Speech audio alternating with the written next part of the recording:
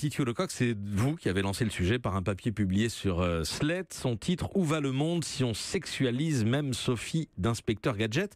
Gadget, faut-il le rappeler, c'est ce dessin animé arrivé il y a 35 ans sur les écrans français. Il est diffusé actuellement dans une version relookée sur Netflix avec, pour Sophie la nièce, des attributs et une silhouette qu'elle n'avait pas quand nous étions enfants. Qu'est-ce que ça dit de notre époque, Titiou Lecoq, et qu'est-ce qui vous choque?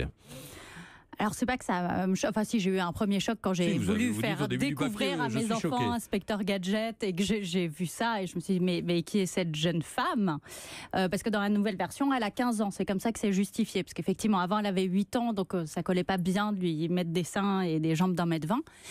Et il y a quelque chose d'assez paradoxal. C'est pas la seule. C'est tout un peu les remakes de vieux dessins animés, comme Charlotte aux fraises, même des trucs plus récents comme Dora. Les héroïnes ont été redessinées pour être plus féminines. Et il y a plus...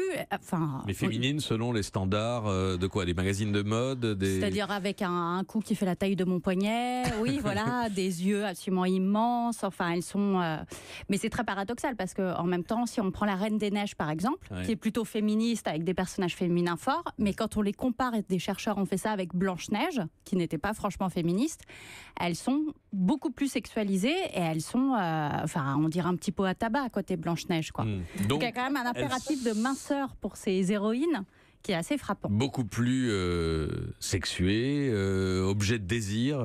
Elles ont un corps. Moi, Sophie, c'est vraiment ça qui m'a frappée, c'est que avant, Sophie, elle avait pas de corps, quoi. Enfin, c'est juste une petite fille intelligente, débrouillarde, qui avait un livre ordinateur. Oui. Et là, maintenant, elle a un corps. On ne peut pas ne pas le voir. Elle a une tenue hyper moulante. En plus, elle a un amoureux, donc c'est un peu compliqué parce que c'est le neveu de Dr Gang. Donc, elle est dans une logique de séduction qui était absolument inexistante dans l'ancienne version.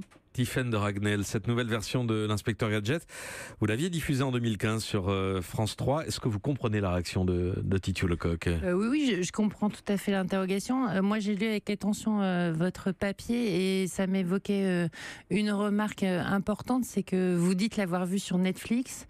Je pense que c'est très important aujourd'hui et qu'on a une responsabilité en tant que parent et en tant qu'éditeur de programmes jeunesse sur la distinction des séries d'animation. C'est pas parce que c'est de l'animation que c'est fait pour tous les enfants.